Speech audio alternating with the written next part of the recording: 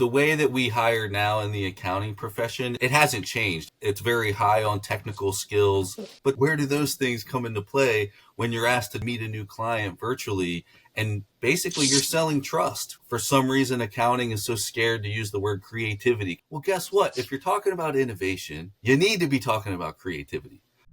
Welcome to Deduct This, powered by ProConnect Tax. This is where tax professionals come together to share ideas, experiences, and fresh perspectives to help you grow your practice and your future. We're glad you're here. Let's get started. Hello, and welcome back to Deduct This with Carrie and Lexi. I'm Carrie. And I'm Lexi. Today, we are tackling one of the biggest challenges that firms are facing right now, attracting and keeping great people. Our guest today knows exactly what top talent is looking for and how firm owners can meet them where they are. Mike Manalac, who's better known from Mike from Accounting, love that title, by the way, is a CPA and career strategist who helps accounting professionals and firms build meaningful brands that people actually want to be part of. Mike, welcome to the show. Thank you, Lexi, Carrie. What a warm welcome. Great to be here. I've caught up with some of your other podcast guests. Very cool content and topics. You're touching on all the hot topics, I think, in the profession. So I'm just honored to be here to chat with you guys and the audience. Thank you. Well, we're excited to have you here today, Mike. Okay, before we jump into the firm side of things, I want to talk a little bit about you and your journey. You have coached hundreds of accountants and tax professionals on their profession and professional growth. What made you start to focus on this side of your career as a differentiator? Yeah, it's been more of an informal coaching. I'm closing in on 2 decades in the accounting career across small top 20 big 4 firms, as well as some Fortune 500 companies where I've been most recently.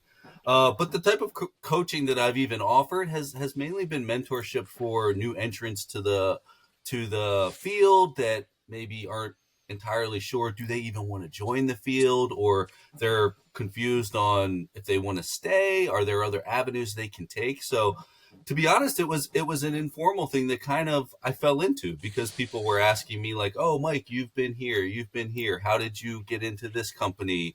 I'm not getting any replies on my resumes. And, they're saying this about my experience. Should I go to Big 4 or should I not? And, all of those kind of things. So that's sort of how I kind of stumbled into it. And, I haven't tallied it up, but I've had a decent amount of people ask for advice, and to the point that I've put out a playbook and things like that to kind of help others out there, because it's great that you guys are doing this pod, but for the longest time, and I think it's only increasing now, there haven't been a ton of resources out there for accountants that are maybe looking for something outside of go Big 4, do audit. The accounting profession is huge, and that is a great way. That's one of the ways that I went. But there's not a ton of other resources out there. And I think having podcasts like yours and even other people like myself, part of the reason I like to do these is you don't always get to hear from other people with these diverse backgrounds that share their story. And I think that goes way further than anything that you're going to read in an article or hear from your professors. Absolutely. So true. It's exactly right. It's literally the reason that we did this podcast, right? Because especially, right, since COVID, the world has changed, right? It's crazy that we're talking about COVID still 5 years later, but the world has changed, right? And more pros have less and less times where they can have in-person experiences, where they can have conversations with other people. Back in the day, right, you'd have sort of your group of people that you would ideate with or ask questions to or things like that. But it's become less and less so. So people now go online, they do their Reddits, they go to YouTube, they go to all different places to try and understand all these different topics because they don't necessarily have that core group of people anymore, right?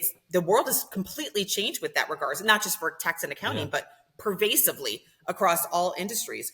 One thing that I thought was super interesting is that I've I don't often hear about tax and accounting professionals thinking about brand, right?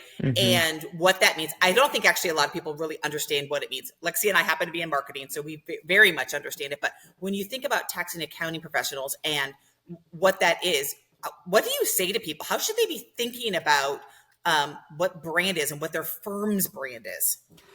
I mean, there's never been a better time to talk about it because anybody you ask now who's on the job hunt, it is competitive, especially if Oh you're yeah. talking about entry level. I mean, these jobs are Oh, hard to come by. And if a lot of people are graduating in accounting, maybe they're going the public Hmm. accounting route. Not to say yep. that that's not great experience, but that's the way a lot of people go. Like, how do you differentiate yourself?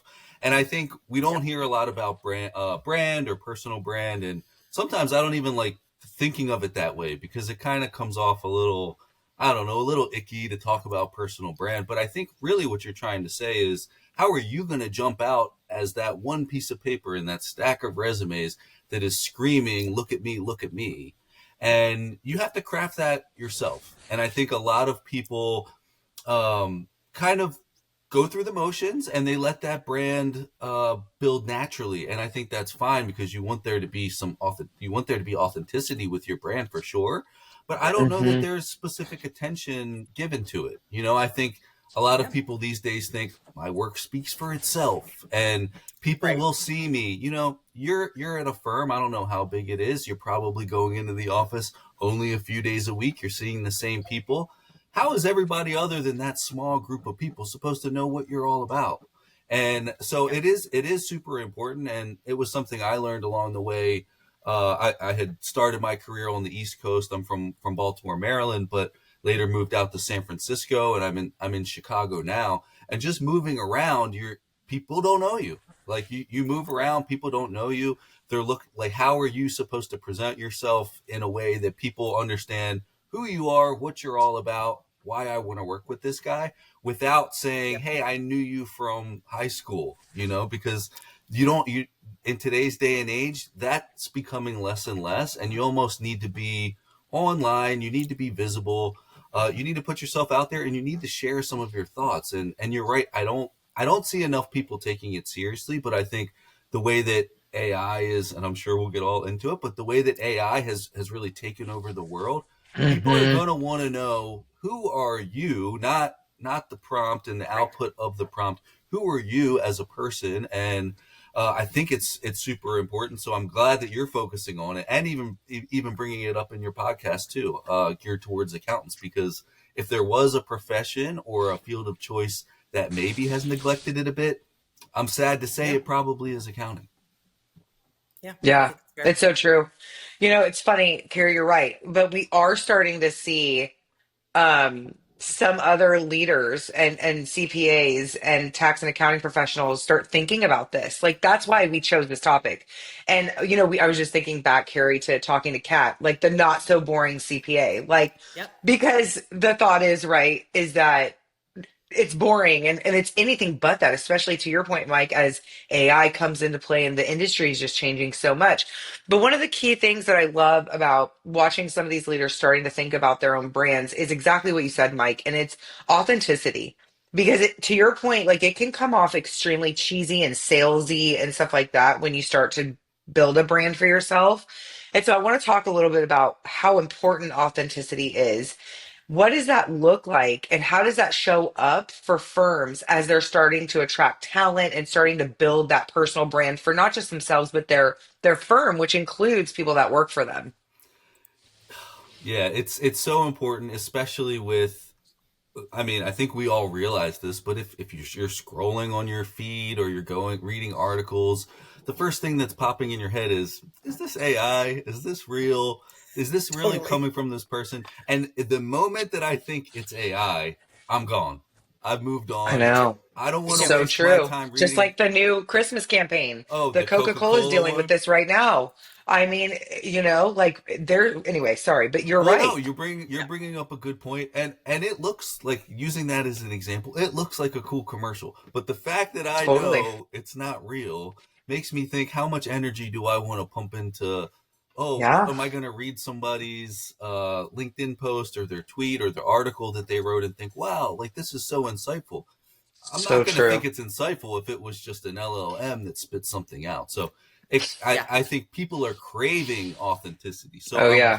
Oh my gosh. I'm glad that you're seeing other execs and things like that actually focusing on that. The other key point there too is a lot of people don't necessarily gravitate to the company brand as much as the people beyond the company brand. Like if you were to look at Yeah. Elon Musk, he's got tons more followers as Elon Musk than Tesla does. And the same goes for everyone else. That's because Tesla is not a living, breathing creature like Elon, who love him or hate him, like he's real, and He's built a brand. he's built a brand. So, and I think he's authentic for who he is, Yeah. So Unapologetically. Yeah. yeah, so I think it's definitely important. Was your question, Lexi? I'm sorry, maybe I missed some of it. Was it? No. Just to circle back in. So when as we talk about this and as this is becoming such a more important focus for a lot, like I mean, we're hearing about it a lot now. It's coming up a lot. We're Mhm. seeing it. What is your advice to like start doing that the right way again, back to bringing it back to like authenticity? How do you begin to do that? I think what you're saying is how you begin to do that with what you are already good at, what you're already focusing on. Because what I think a lot of people do is they try to portray an image that they think other people want to see. And Yeah. that's all social media. What do other people want to see of me, right? And that's why people are even questioning, even if it's a real person that's flashing all these fancy trips and private jets, is that real? Like we don't even know. Hmm. We don't even know that. Probably not. So I would probably say start with what is already authentic to you, rather than trying to think about what do other people want to see from me. And that's the same with Yeah. the posts that you see from execs and founders. A lot of times it comes off a little preachy, especially in accounting. It can be dry. Unbutton your shirt a little bit, loosen up the tie. People kind of want to see some of that, and especially in accounting, there's a little resistance to that, to having a little fun. You're right. Well, and Mike, it's so funny. I'm thinking as you're saying this, and Carrie, we had a guest on earlier this week, and her brand, part of her brand is we're at the dinner table every night. And that is not a typical message that accountants would ever bode because, they pride themselves historically on working 120 hours a week. But they're saying, no, we're more efficient than ever. We are home for dinner. And again, that is part of building that authentic brand for their firm. So I love that. I love what you said. It's about values, what your firm values. And go ahead, Carrie, you were going to say something. I literally was going to say the exact same example, but we are hearing it more and more. And I don't think people would necessarily associate it with brand, right? It's not only when you bring yourself to a company, what are you bringing? What is your personal brand? But it's thinking about what is important to your firm and how do you stand out as a firm, right? We've heard the 4-day work week. We've heard the dinner, every day dinner. Work anywhere. Type of thing. Work anywhere, work remotely. We have all these people that are working remotely from all over the world and things like that. Or I always take spring break with my kids, middle of tax season, unheard of 10 years ago, right? Yeah. And I think it's important for firms also to figure out what is important to them as a firm. Like what are their core values that they want to make sure that not only is it a fit for when employees come to them, but vice versa, right? Like people have to believe in the same things in order to really have those values come to life. Obviously, values are a little bit different than brand, but they play together very totally closely, right? And I think I love that I'm seeing it more and more. People go, I don't want to go to the big four and I don't want to work 120 hours a week and just, I'm punching the clock, right, at all times. I want something different for myself. Yep. And I think this next generation, actually, that is their whole motto. It's pervasive. I want the mansion. Pervasive. And the world is changing, regardless if it's tax or accounting. And so I think it's really interesting to see the dynamics change, especially generationally, of what we learned was extremely important of like, you always show up, you work extra hours, you should, right? And, but that's not the way the world is working any longer. And so how do you, you fit into it, right? Well, even on that too, it's funny how, because brands have always tried to differentiate themselves too, but it used to be work hard, play hard, right? Or we value work-life balance. And I like where it's going now, which is like, sure, I could put that on the t-shirt and everyone gets a free t-shirt. Right. Or I can cut straight to the core of it and say, we have dinner at home every night, or we do 4-day work. That's real, because otherwise it's just buzz. I get it. Yeah. I think people see through it. It sounds like the firms realize 100%. people see through it. And it's like, okay, this isn't fluff. This isn't just something we say. I'm giving you the perk in the headline. You don't have to dig around to see Absolutely. if it's real. Right. Right. Yeah. I love that. Which is, no, go ahead. I was going to say, like, so once people, I was kind of jumping to the next step of, again, I think it's making things almost tangible, right? Don't have the lip service of the work-life balance. I love that. Make it very real about what's important for you and your firm. And it doesn't have to be the hours. It could be anything, right? But once you get people there and you attract them, right? And you're like, we're a fit, we're a match, right? For this relationship. How do you tell people to ensure to keep those people engaged so that they continue to feel part of that brand, part of that firm, part of like the values that are coming to it, as opposed to just have it be just a job? Because I don't think that people are looking for just a job anymore. Yeah. They would like something more. They want a little bit more meaning. Yeah, I know when it was a big topic when I was a manager at a big firm, retention. There's always two sides of it, right? How do you attract the new talent? But then even when you get them, how do you retain it? I would say right now, everyone's thinking about more how to attract the talent because we've got this pipeline crisis. Not as much focus on the retention. So I like that you're bringing that piece up because, I mean, that's important. That's important. And these are the people that have the legacy information, right? And they have the tenure to actually, step into the shoes of leaders in the not so distant future. One of the things that I really used to focus on was breaking some of those molds, even within the firm, because the way that it works during planning season, ahead of busy season, where the managers will get in a room and they all like, I want this staff for this. Well, they did that last year, so I want them on this year. If you go through that, let's say you're in the field for 5 or 6 years, maybe less, let's say 4 even, because we're kind of focusing on maybe the Gen Z crowd here. But a lot of times the default is you did that work last year. I'm going to put you on that job this year. There's efficiencies, right? You've learned some things. It makes a lot of sense. I get why that's how it is. But a lot of times nobody asks to say, like, did you want to try something else?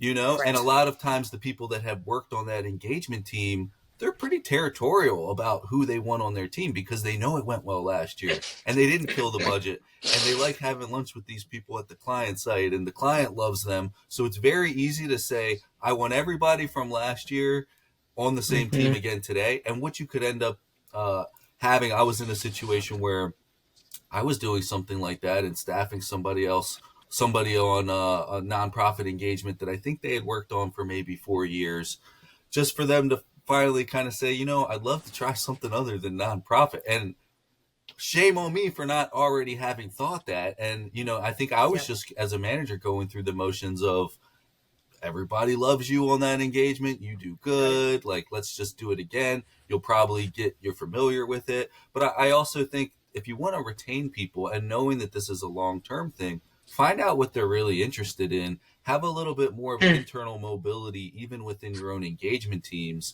And that's something that I think is there now, but a lot of it relies on the individual contributor, the staff to raise their hand to say something. And it's an awkward situation because you're essentially saying, I don't necessarily want to work with you, and nobody wants to say that. So in the end, like as a leader of the firm, you need to be able to see what are they trying to say without actually saying it, and let me open that door to see if there's something that I can do. I don't see that enough, and that's one good way I think to really retain the staff and just show that, like, I care more about getting this job done, knowing that you can do it. I care about what you're interested in and maybe the different experiences you want to gain while you're at this firm.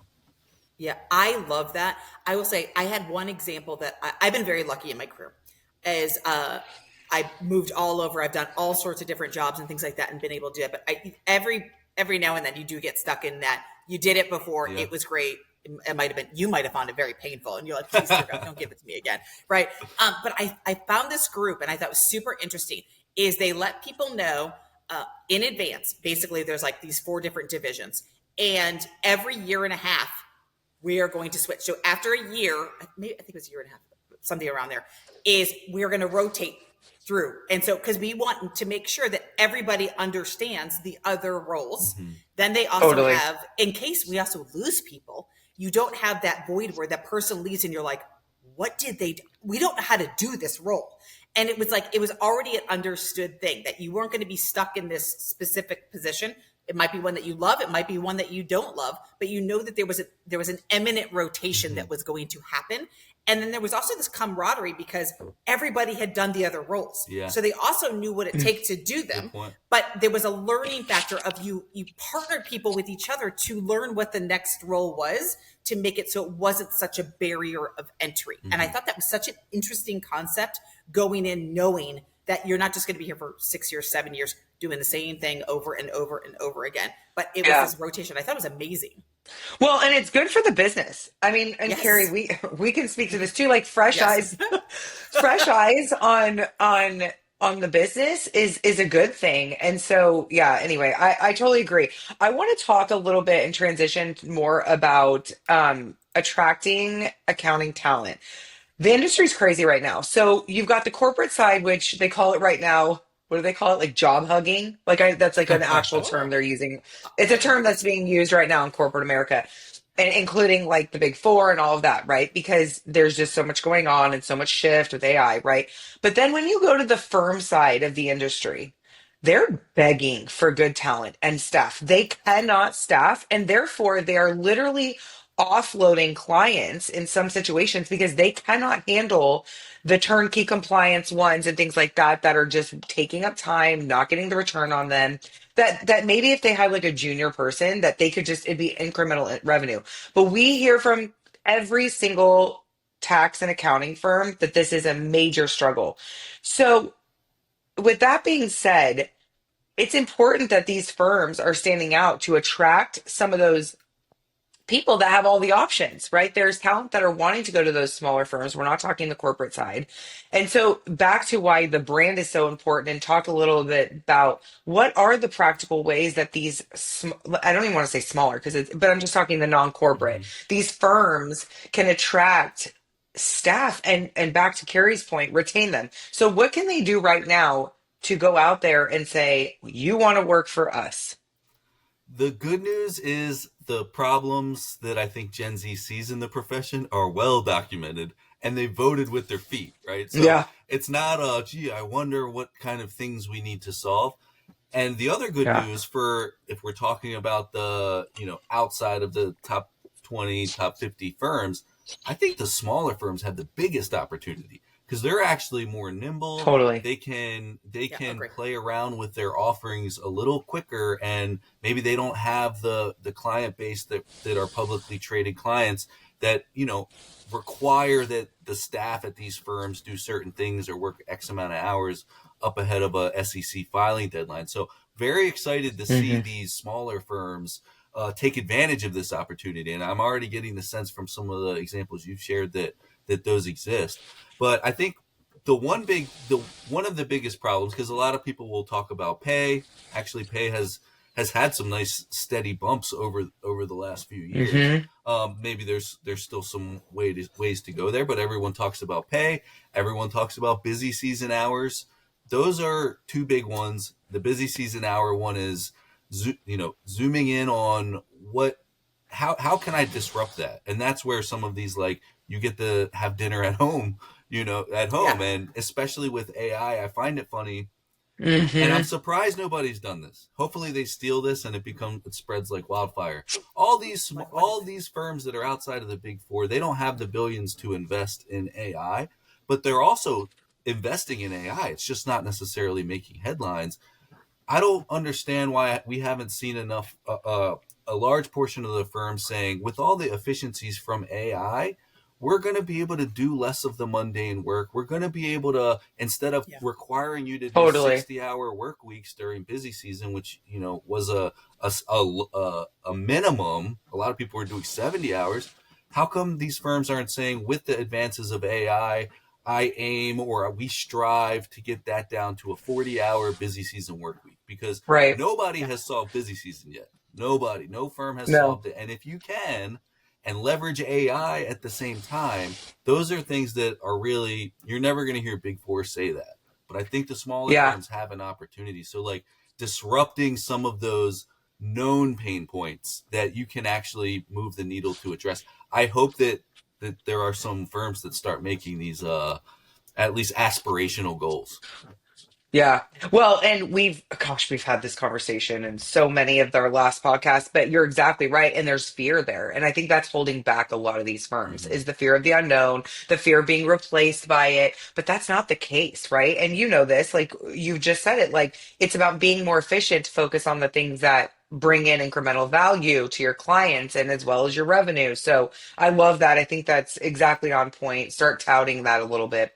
Yeah, and I think that a lot of them it is the fear, but I'm hopefully in the non-busy season that we happen to be in right now is people are dabbling and they're trying to figure Hmm. out what are the tasks. Now, are they going to be completely replaced as of right now? No, probably not. But if you can reduce a number of tasks by 80%, that gets you a lot of minutes and a lot of hours back in your schedule to be able to do other things. But people do have to, like, there's definitely a fear of like, I don't know what tool to use. I don't know how it will work. I don't know if it's Hmm. accurate, etc. So you do have to play often with these different tools to figure out what is the right one, what is the specific task you're trying to get it to do, and how can it augment your work, not replace your work, Yes. augment your work Yeah. in order to move faster or work less or whatever it is that you're trying to achieve specifically.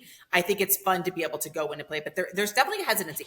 I'm seeing a little bit of a shift, right? And people are getting on board, but it's taking a minute, and that's okay too, because it is all net new and everybody is trying to figure out what their place in it is.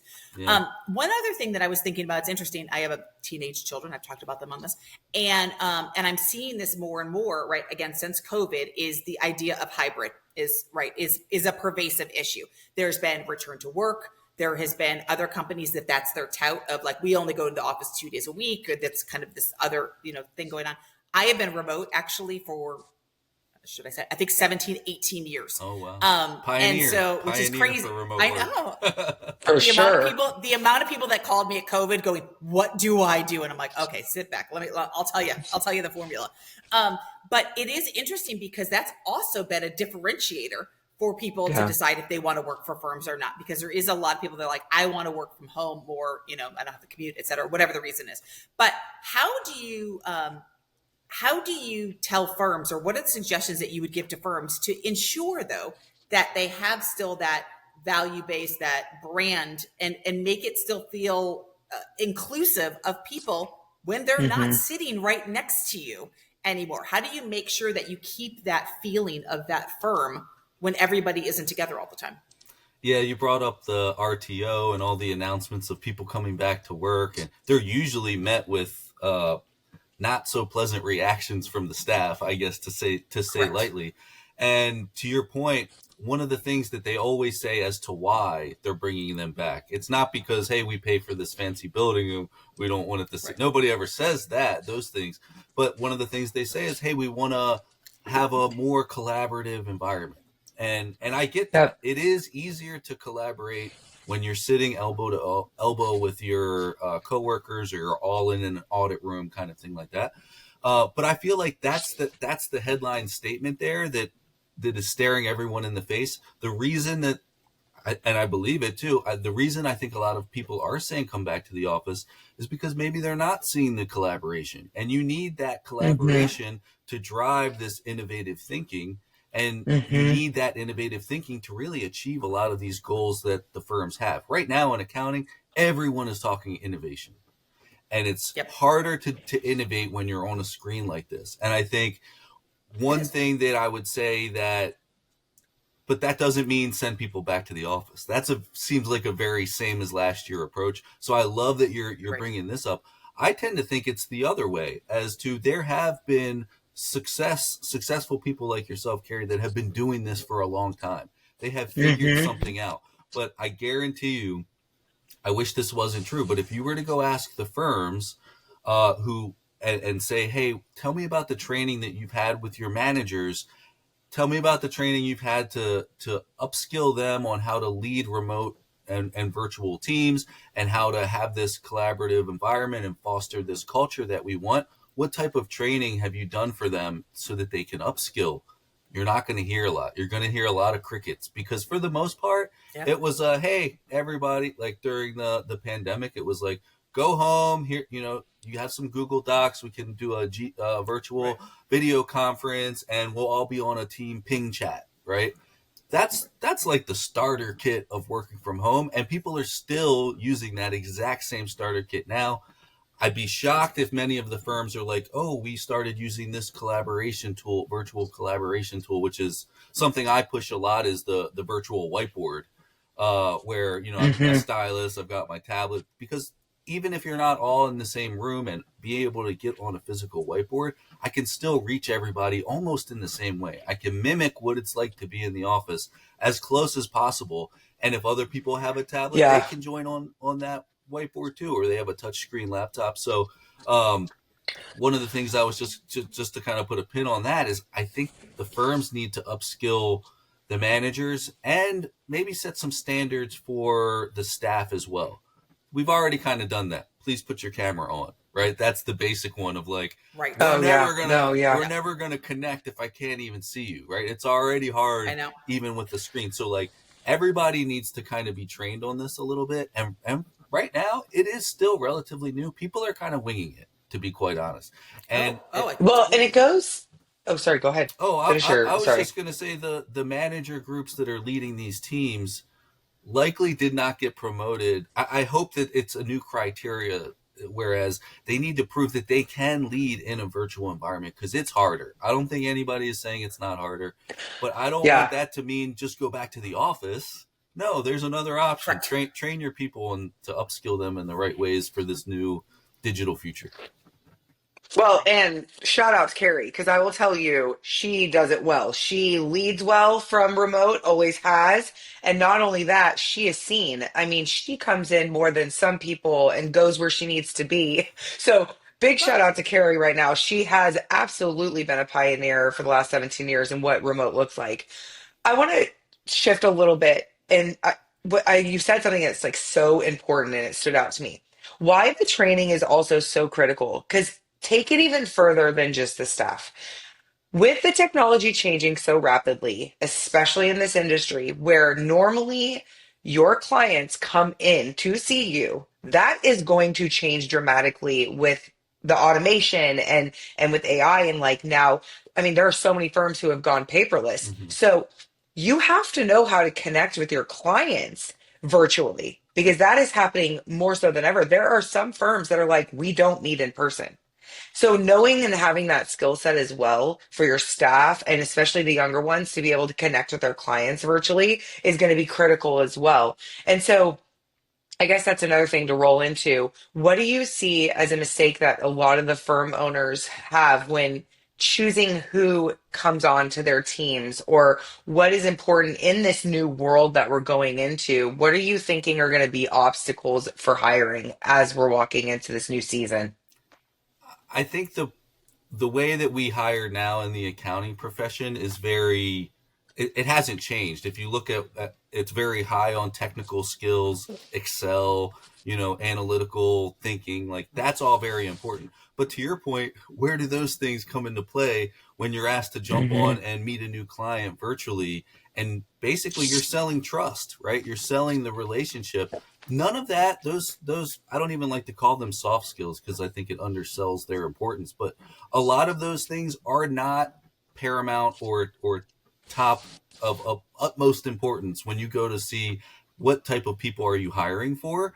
And I think it to call back to the other problem as to like how do you attract Gen Z? You don't attract them by continuing to say you need all these technical skills and you need to recite the IRS code, front and back. They want to hear that, like, hey, you're going to be able to jump in front. Like we're shifting into an advisory function, and we need somebody that can talk with different clients of all walks, of all different kind of industries. And we need you to be able to develop these relationships, and we need you to have some creative thought processes and creative thinking and creative problem solving. All of those things I lean into a lot on this. For some reason, accounting is so scared to use the word creativity because they think it means they'll create. For so sure. Like there's this whole stigma. Well, guess what? If you're talking about innovation, you need to be talking about creativity. Stop ignoring Absolutely. creativity. We course corrected after the Enron stuff to avoid creative thinking and things like that. Those are the things we can lean into now, just like the collaboration, the ability to collaborate. Those are things that Gen Z is going to want. There was a funny, well, I don't know if it's funny or not, but there was a poll for what does Gen Z want, right? And if you think about, well, where do you find out what they want? The poll was on TikTok, of course, right? But you got to meet Yeah. them. Oh, As yeah. it should You be. got to meet them where they are. It was like 150 million 100%. votes or something. You would never get that if this was like a New York Times poll of Gen Z. You would never get that. No. So true. And of those top 10, there were things like artist, influencer, makeup artist, streamer, content creator. Regardless of what you think of those as a dream career, the point was they want to do creative things. And those are the types of things that we need to, hey, we want people that want to do creative things because we're trying to change our outdated processes and drive innovation. Come work in accounting. And that message is not being told right now. And No. so Talk about a name yeah, for accounting firm. Be a creative accountant. There you yeah, go. yeah. Someone out there. IRS instantly audits. That's true. Exactly. Yeah. Right? Exactly. Like it's one of those things. And it's But, that's the it is stigma that has like scared It people, absolutely scared it people is. away, Well- away from that, you know?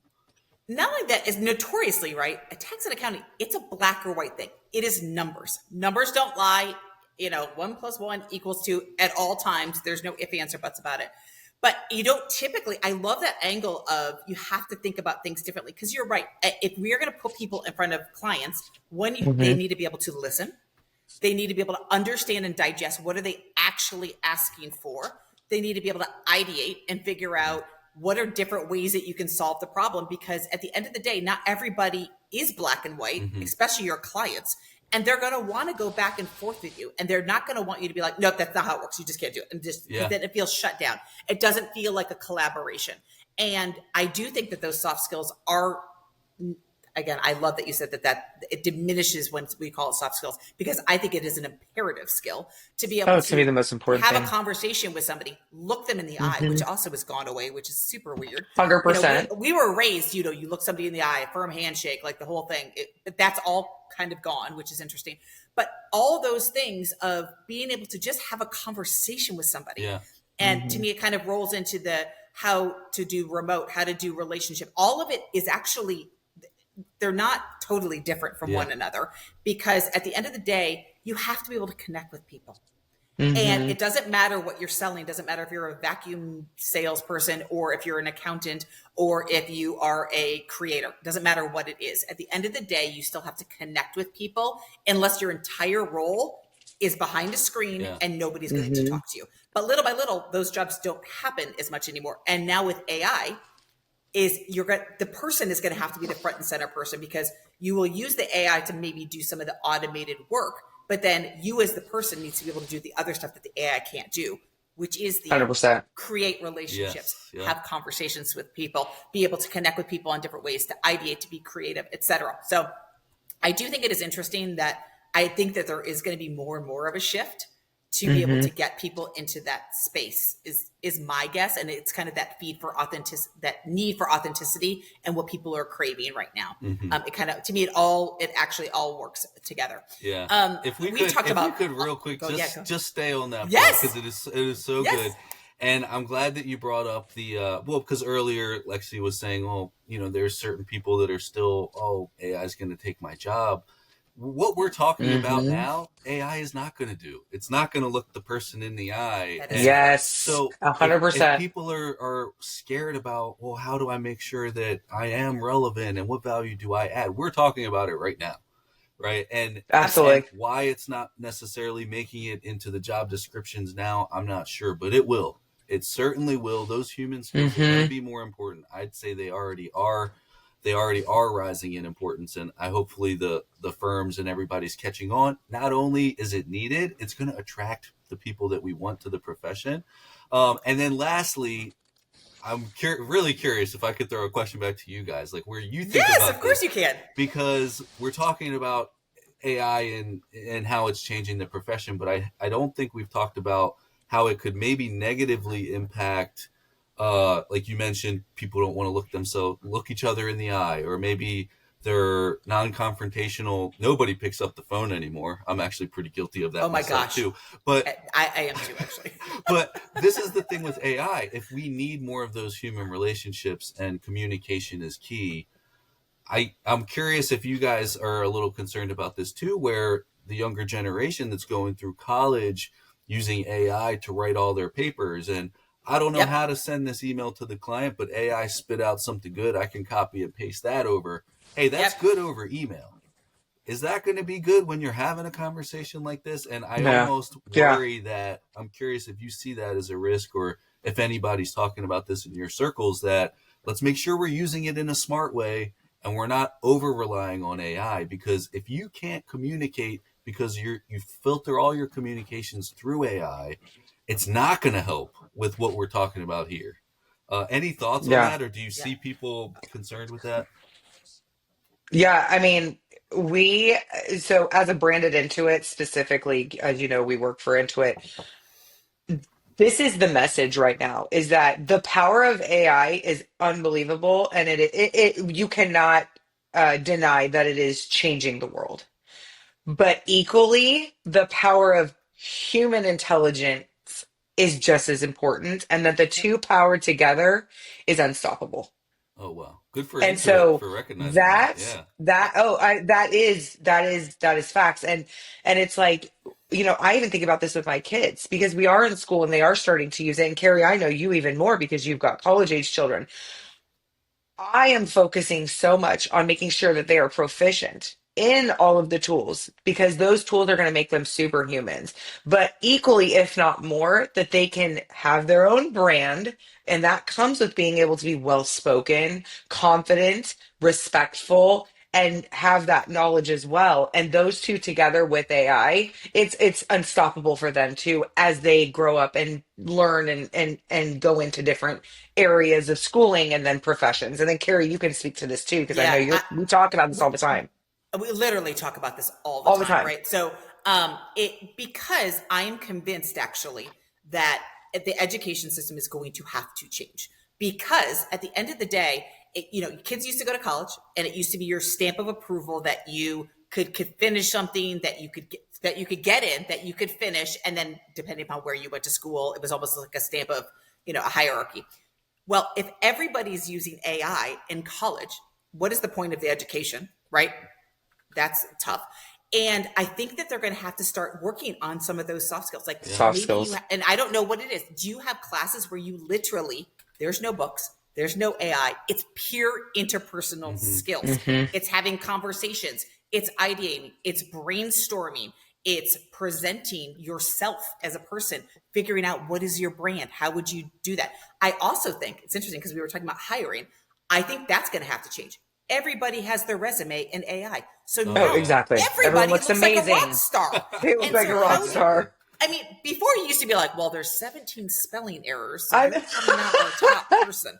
Now And you you'd gotta be look for able to M see, dashes. Yeah. right? Oh yeah, right, exactly. The little I'm just spaces. kidding. But everybody feeds their things into Yeah. AI, and then they double check to see it against, and then they have 75 different resumes because it's been written specific for Yeah. the job posting. Job. So now you can't tell the good from the bad. Great And point. so I do always wonder, are they going to start going, well, listen, yeah, you put your resume in and then it has to make it through the system, of the computers will look at it. But then you need to do a video on your Yeah. phone answering these questions. And so then you Hmm. see, how do they present themselves? How do they articulate words and conversations? How do they, et cetera?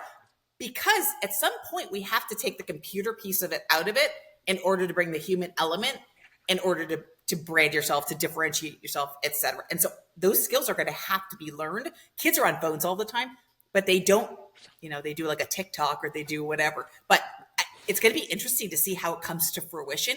But Yeah. my guess, my little, spidey senses, is that we will see a shift because they're going to have to figure out a way to bring the human back in to all of these things. Absolutely. Because otherwise there's no differentiation. Yeah. Even on Yeah. like you were saying with hiring and things like that, there was the auto apply that a lot of like Indeed Yes. and Oh, yeah. that was a great idea Oh. until AI could just auto apply. And that's when you hear people say, I applied Correct. for 5,000 jobs. And I'm Correct. thinking, You're like, well, you didn't do a good job if you're just mass blanket applying across. correct. And think about the recruiters, and of course they have to use like an ATS software to filter, and Yep. they're all so good. How are you supposed to know when there's a million? It ends up starting as a good idea, auto apply, and it ended up flooding the market to the point that it's useless. And even on the interviews, you're absolutely right. I heard something the other day. I was reading something where the interviewer was saying that they could see the candidate looking off screen prior to replying. Oh, I'm sure. And they asked them to hold their hands up as they replied so that they weren't Yeah. ChatGPTing everything. So we're already in this world where we are like, We are. I'm Right. doing my interviews We're this here. way. But these are the scrappy ways. I think there will be obviously something less crude than that in the future, but 100% things are going to have to change to be able to see, is this person the real deal? Are they a phony? Are they only good hidden behind a keyboard and a ChatGPT window? Or are they the type of person that I really want? So it actually got way harder to hire people in a weird way. It is. It's harder to hire people, and it's harder to get a job right now, which is crazy. Because again, you can't differentiate yourself. So you have to get creative to figure out how do you either reach out to people, old school networking, crazy, right? But it is what it is. But I have loved this conversation. This has been this really so good. This is all my stuff that I love. And the crazy, we talk about this all the time. My husband and I literally had this conversation this morning about our child and making sure that, she's in the work world and things like that. And so thank you for spending the time with us today. This has been awesome. Carrie, Lexi, It's been so great. Awesome, Mike. Well, we're going to have you back because this, again, you just have a wealth of knowledge. And I think all of this resonates with our audience. And that's the whole point of this podcast is authenticity, which is so important for building your brand, but also just such good conversations that people are already having and you can give guidance. So thank you again. So that's it for this episode of Deduct This. You can find Mike on LinkedIn at Mike from Accounting or visit mikefromaccounting.com for more on building a firm brand that connects with people, purpose, and growth. Mike, thank you so much again. We'll talk soon. Thanks for being part of Deduct This, powered by ProConnect Tax. If today's conversation gave you something new to think about, visit accountants.intuit.com for more insights and resources made for professionals like you. We'll be right here, helping you turn expertise into opportunity.